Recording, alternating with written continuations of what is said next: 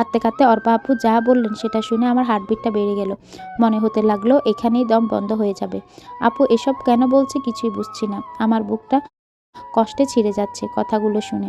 কারণ আপু বলল, আমি কোথায় গিয়েছিলাম সেটা কি আপনি জানতে চান? অরণ্য শান্ত হয়ে জবাব দিল, হ্যাঁ জানতে চাই। তখন আপু বলল, সেদিন আমি ঘরে বসে শাসছিলাম, হঠাৎ করে অনন্যার ফোন থেকে মেসেজ আসলো, আপু একটু লুকিয়ে বের হও, অরণ্য ভাইয়া আসছে তোমার সাথে দেখা করতে, তোমাকে সারপ্রাইজ দিতে। আমিও সরল মনে বের হলাম। আমার ভুলটা ছিল যে আমি আপনাকে কল দেইনি। বের হয়ে খেয়াল করলাম বাইরে কেউ নেই, আশেপাশে ফাঁকা। অনন্যাকে কল দিলাম, সে ও ফোন তুলছে না। হুট করে অনন্যার ফোন থেকে মেসেজ আসলো, একটু বাগানের দিকে আয়। অরণ্য এখানেই দাঁড়িয়ে আছে। আমিও বাগানের দিকে গেলাম, কিন্তু কোথাও কাউকে দেখলাম না। আমি সামনের দিকে একটু এগুলাম, তারপরে বলে অর্পা আপু এবার হেঁচকি তুলে কাঁদতে লাগলো। আপুর হাতটা ধরে বললাম, বল আপু তারপর কি হলো? কান্না থামাও। অর্পা আপু কান্না থামিয়ে বলল, তারপর খেয়াল করলাম কয়েকটা লোক আমাকে ঝাপটে ধরলো, আমার মুখ চেপে ধরলো। আমি চোখেও কিছু দেখতে পাচ্ছিলাম না। কখন যে জ্ঞান হারিয়ে ফেললাম টেরই পেলাম না। জ্ঞান ফেরার পর খেয়াল করলাম আমি রকনদের বাসায়। অরণ্য বেশ অবাক হয়ে জিজ্ঞেস করলো, রকনটাকে? অর্পা আপু বলল, রকন হলো অনন্যার বেস্ট ফ্রেন্ড। যদিও রকন অনন্যার 2 বছরের বড়, তবুও তাদের ভালো ফ্রেন্ডশিপ ছিল। রকন আমাকে অনেক পছন্দ করত, অনন্যাকে বেশ কয়েকবার বলেছিল, কিন্তু আমি রাজি হইনি। আর সে সুযোগটাই অনন্যা নিয়েছে। আমার বিয়ের দিন আমাকে গায়েব করে দিয়েছে আর ফাঁসিয়ে আপনাকে বিয়ে করেছে। অনন্যা যে আমার সাথে এমন করবে আমি ভাবতেও পারিনি। রকনকে দেখে আমি চমকে গিয়ে রকনকে জিজ্ঞেস করলাম, তুমি আমাকে এখানে নিয়ে এসেছো কেন? আমি তোমাকে ভালোবাসি অর্পা, আমি চাই তুমি আমার হও। দেখো অনন্যাও চায় তুমি আমার হও, তাই তো ও আমাকে সাহায্য করেছিল। আমি তখন অবাক হয়ে গেলাম অনন্যার কথা শুনে। অবাক হয়ে রকনকে জিজ্ঞেস করলাম, অনন্যা তোমাকে সাহায্য করেছে আমাকে তুলে আনতে? আমি বিশ্বাস করি না। হ্যাঁ আমি সত্যি বলছি, বিশ্বাস অবিশ্বাস তোমার ব্যাপার। আমি তোমাকে বিয়ে করতে চাই, আর সন্ধ্যায় তোমাকে বিয়ে করব। আমি সবকিছু ঠিক করে রেখেছি। এই কথাগুলো বলে অর্পা আপু আবার হেঁচকি তুলে কাঁদতে লাগলো। অরণ্য অর্পার হাতটা আরো ভালো করে ধরে বললেন, এরপর তুমি ওখান থেকে কিভাবে এসেছ? এরপর আমি কোনো মতো ওখান থেকে রকনের চোখে ফাঁকি দিয়ে বেরিয়ে এসে দেখি আপনার সাথে অনন্যার বিয়ে হয়ে গিয়েছে। আর সবাই ভেবে নিয়েছে যে আমি পালিয়ে গিয়েছি। সেদিন আমার মুখটা দেখানোর মতো ইচ্ছা আর আমার ছিল না, তাই বাড়ি যাইনি, সরাসরি ফ্রেন্ডের বাসায় চলে যাই। সেখান থেকে একটা কাজ জোগাড় করি আর এখানে একটা বাসা ভাড়া করে থাকা শুরু করলাম। তুমি একবার আমাকে বলতে পারতে অর্পা?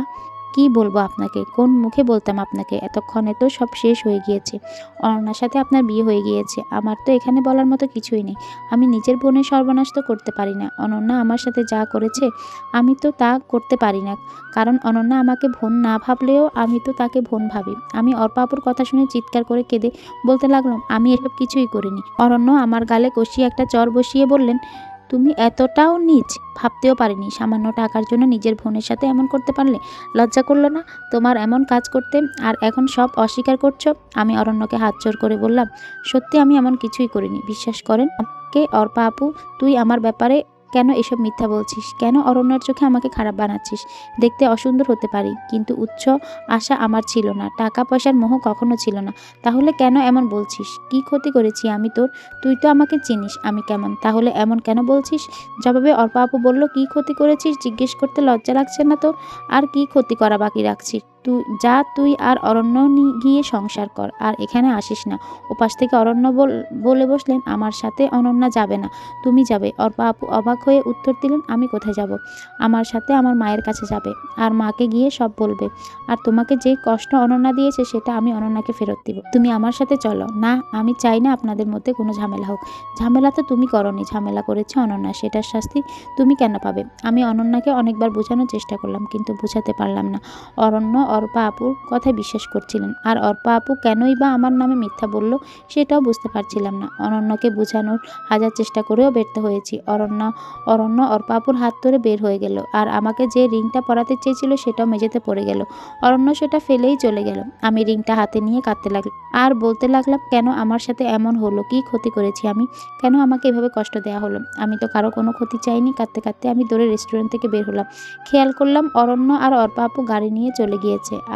আমার বুকে বেশ কষ্ট হতে লাগলো। একে তো অরণ্য আমাকে ফেলে রেখে চলে গিয়েছে, তার উপর অরণ্য জানতো আমি এখানে কিছুই চিনি না। কিভাবে পারলো আমাকে আমার ভূতমশাই ফেলে রেখে যেতে? আমি তো কিচ্ছু করিনি। আমার ভূতমশাই কেন আমাকে বিশ্বাস করলো না? কেন আমাকে কষ্ট দিল? আমি তো অর্পা আপুর কোনো ক্ষতিই করিনি। আমি তো আপুর সাথে এমন করিনি। তাহলে আপু কেন এমন বলল? কেন আমার অরণ্যকে আমার কাছ থেকে কেড়ে নিয়ে যেতে চাইলো? এত কষ্ট কেন দিল আমায়? আল্লাহ, আমি তো কোনো প্রশ্নের উত্তর পাচ্ছি না। আমি কি করব তুমি বলে দাও। এই মুহূর্তে হাতে আমার একটা টাকাও নেই যে যাব। তবুও একটা সিএনজি ভাড়া করলাম, ভাড়া করে বাসায় গেলাম। বাসায় দারোয়ানের কাছ থেকে টাকা নিয়ে ভাড়া দিলাম। ঘরের ভেতর গিয়ে দেখলাম রনক ভাই দাঁড়িয়ে আছে। রনক ভাইকে দেখে আমার মাথায় যেন আগুন ধরে গেল, কারণ রনক ভাইয়ের জন্যই অর্পা আপু আমাকে ভুল বুঝলো। নিজেকে আর সামলাতে পারলাম না। রনক ভাইরে গিয়ে বললাম, আপনার কি দরকার ছিল এত বড় নাটক করার? অর্পা আপুকে কেন ভুল বুঝিয়েছেন? কি ক্ষতি করেছিলাম আপনার? খেয়াল করলাম রনক ভাই কোনো কথাই বলছে না। আমার রাগটা যেন আরও বেড়ে গেল। মন চাচ্ছে রনক ভাইয়াকে কষিয়ে একটা চড় দেই, তাই করতে নিলাম। কিন্তু হুট করে অরণ্য এসে পিছন থেকে আমার হাতটা ধরে ফেললো।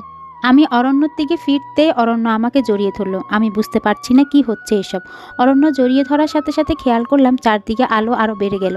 অর্পা আপু, রনক ভাইয়া, আমার কিছু বান্ধবী সবাই হাততালি দিয়ে বলছে হ্যাপি বার্থডে অনন্যা। এখনও আমায় মাথায় কাজ করছে না এসব কি হচ্ছে। মাথাটা খুব ঝিমাতে লাগলো। পরক্ষণে জ্ঞান হারালাম। জ্ঞান ফেরার পর খেয়াল করলাম অরণ্য আমার পাশে চিন্তামগ্ন হয়ে বসে আছে। আমার জ্ঞান ফেরার সাথে সাথে আমাকে বলল, অনন্যা ঠিক আছো তো তুমি? কিছু হয়নি তো? হুট করে সবার এত পরিবর্তন দেখে কেন জানি না অবাক লাগছে। খেয়াল করলাম সামনে রনক ভাই আর অর্পা আপুও দাঁড়ানো। আমি ওদের দেখে রেগে যেতে নিলাম।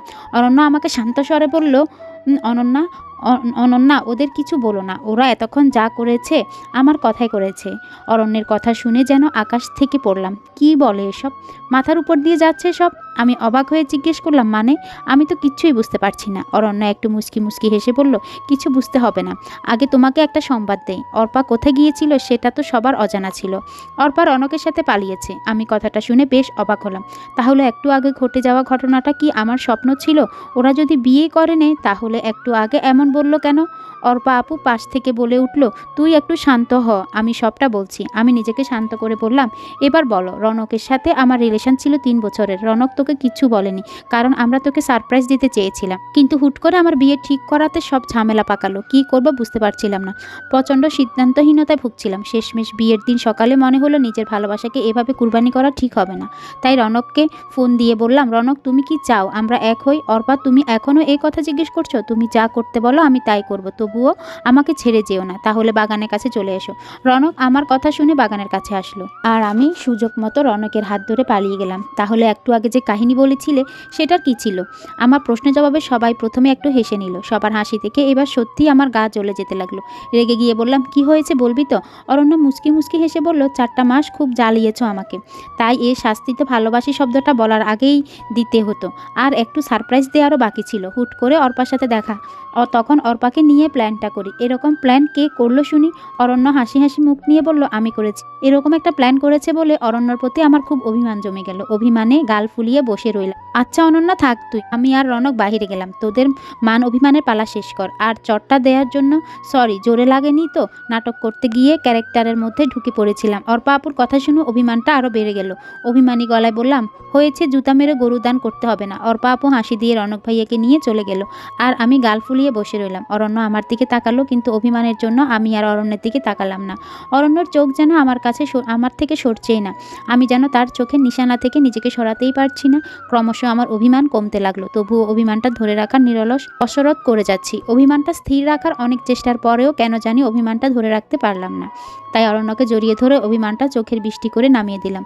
ফুফাতে ফুফাতে বললাম, আমাকে এভাবে কষ্ট দেওয়ার কি দরকার ছিল? আমি যদি হারিয়ে যেতাম ওই জায়গা থেকে, আমি তো আমার অনন্যাকে চিনি।